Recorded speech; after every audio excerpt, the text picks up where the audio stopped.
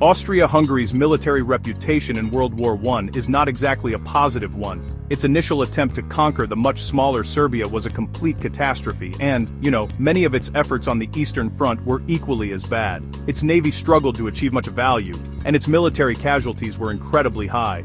Not to mention the fact that numerous times throughout the conflict, Germany had to bail the Austro-Hungarians out to prevent their collapse. And so, given the fact that Vienna was the first power to declare war, this raises the obvious question: why was Austria-Hungary so poorly prepared for this conflict? Why did the Austro-Hungarian Empire perform so abysmally in the First World War? So, before beginning, it's important to remember that whilst the dual monarchies' armed forces are seen as a bit of a joke, this doesn't necessarily mean that its army and navy were terrible in every single way. It's not simply a case of incompetent generals leading cowardly men with poor equipment to realize stupid objectives on behalf of short-sighted politicians all of the time. It's only one of those things much of the time. Anyway, it won't surprise you to learn that one of the issues with the Austro-Hungarian military was the fact that it worked as a part of the political and administrative nightmare that was Austria-Hungary. As many of you will know, Austria-Hungary wasn't actually one empire, but two distinct states in personal union under Franz Joseph, who was, amongst other things, the Emperor of Austria and the King of Hungary, both of which shared control over Bosnia and Herzegovina. And besides this, the only shared competencies between the two halves of the empire were military and foreign policy. Now, you'd think that this centralized control would be used to build a streamlined military, but fun fact, no. Franz Joseph wasn't the commander-in-chief of one army, but two. There was the Imperial Army from the Austrian half of his domain, and the Royal Army from the Hungarian half, which acted as the respective national guards of each. The Third Army didn't come from the Kandinian, as you'd expect, but was called the Common Army, whose soldiers, mostly conscripts, came from across all of Austria-Hungary, and they made up the permanent standing army of the empire. There was also the navy, which was shared but not really because Hungary never had a history of being a naval power, nor did it desire to be one. As you'll no doubt be aware, Austria-Hungary was a multi-ethnic, multilingual empire, and its military definitely reflected that. Across the war, roughly 27% of the empire's soldiers were German speakers, mostly Austrians, with about 22% speaking Hungarian. 14% were Czechs, 3% Slovakians, and 9% were Polish.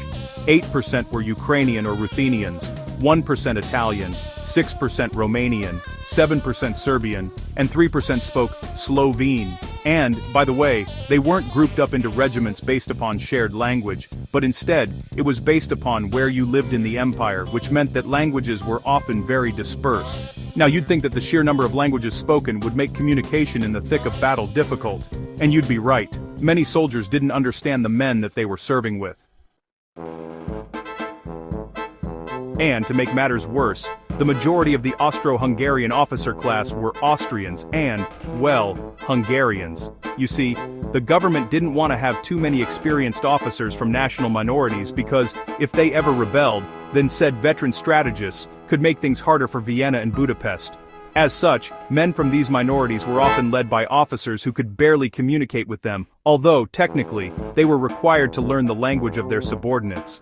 However, many didn't, because they often despised the minorities that they were leading and considered their languages to be beneath them. And those who did learn were mostly part of the outstandingly high casualties in the early months of the war, and their replacements just didn't have time to learn before deployment. The same went for the lower ranks too. They were supposed to learn a series of either German or Hungarian phrases and commands to heat in battle, but this wasn't exactly foolproof, especially given the rates of illiteracy amongst these populations. Now, there's a commonly held belief that the national minorities in Austria-Hungary were all just itching to rebel, but when the war began, Vienna was, well, honestly shocked to find that the overwhelming majority were still loyal and answered the summons. As time went on though, casualties mounted, which caused morale to drop and discipline became a major problem for the army. The diversity of imperial soldiers also created issues for where soldiers could be deployed. For example, Galicia was about half Polish and nearly half Ukrainian. And, yeah, many of these didn't want to fight their fellow Poles or Ukrainians in neighboring Russia. And so, to head off any potential problems, some had to be deployed to the other side of the empire to fight people that they didn't know or really care about, which obviously made some deployments take much longer, but also presented an opportunity for the opposition. There are, numerous examples of Serbian army units claiming to be Bosnians or Croats from Austria-Hungary and ambushing those that they had tricked. Another problem for Austria-Hungary was leadership. You see, the last major war that the Habsburg domains fought was in 1866 against Prussia, which, did not go well for Vienna. Yes, they did fight in China against the Boxer Rebellion at the start of the 20th century.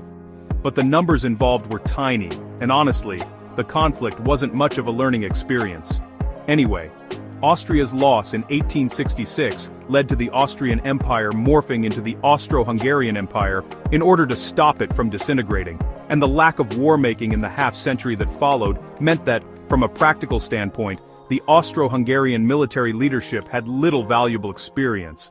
Whereas Russia had last fought a major war in 1904, Italy in 1911, and Serbia in 1913, meaning that Austria-Hungary's soon-to-be opponents had a much better understanding of modern warfare.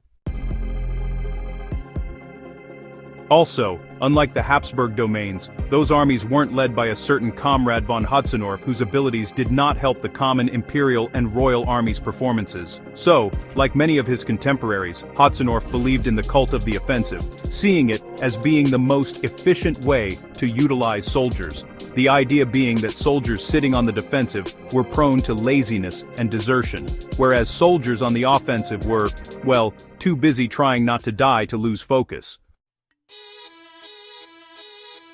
As such, when the war broke out, Hötzendorf and his subordinates believed that the best way to win the war was to launch two simultaneous all-out offensives against Serbia and Russia. Hudson was also unconventional in how he approached warfare. He was a man of big ideas, and so wasn't going to let small details like weather and terrain get in the way of his planned offensives. He demanded his soldiers get where he wanted them to, when he wanted them to be there, and he expected them to fight with 100% efficiency and tolerate catastrophic losses whilst maintaining unshakable morale.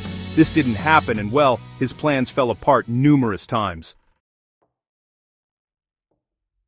Now, the problem was that Hötzendorf was the one in charge of hiring and firing people, and, he figured that the issue wasn't his lack of strategic ability, but that his underlings were incompetent and were stifling his obvious genius. He also didn't work well with German military leaders, mostly because they considered him to be, an inept. Now, I know what you're thinking.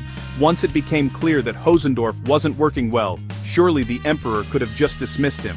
By 1914, Franz Joseph was very old, and wasn't really in the best health to be meddling in the day-to-day running of the military. And two, the last time he had personally run a war, it was in 1859 against the French and Sardinians, and it didn't end well, thereby giving him ample evidence that he wasn't personally suited for military strategy, and so he opted to mind his own business.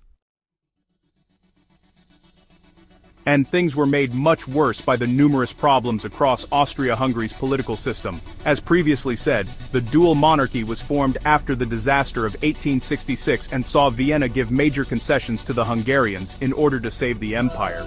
As such, the Hungarians had a lot of say over policy because they could and often would withhold consent for things unless Vienna backed down. And notably, this included military spending. The Hungarians didn't want to spend lots of money on increasing the preparedness or size of the military because that money could be spent on them instead. This meant that Austria-Hungary spent much less on their army than their great power peers. And the Hungarians were concerned about the Austrians trying to use force against them as they had them previously. In the end, all of these ceaseless political squabbles led to an army containing less men with less military experience, with some only having fired a weapon a couple of times during their service because of budget restrictions. And another political problem was the ruling class's obsessive hatred of Serbia. The primary goal of politicians at the time was the complete crushing of Belgrade, which, given the fact that the city was about a 15-minute walk from the border, should have been quite easy. This is why Hudson devoted twice as many soldiers to the Serbian front as the Russian one, expecting a quick victory, and when combined with the communication issues between the soldiers, the Serbian Croats not wanting to fight their fellow countrymen, military leadership, not knowing much about the effectiveness of machine guns, whilst being keen on the idea of just marching packed groups of men straight towards them.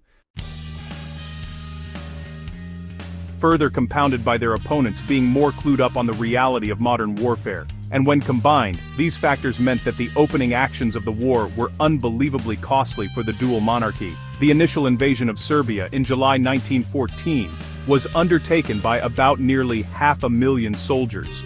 And by the end of that year, half of those men were casualties. Similar scenes were seen on the Eastern Front, most notably in Galicia, which led to the death or capture of many of the empire's regular, actually somewhat trained soldiers.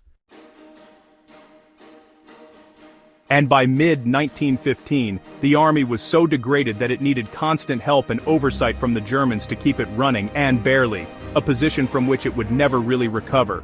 And whilst of course it wasn't all bad, the issues from before the war, and in its opening months were so great that there was very little chance that Austria-Hungary could have performed well afterwards, hence why its new emperor's attempts to turn things around didn't result in much improvement, and still, the empire collapsed.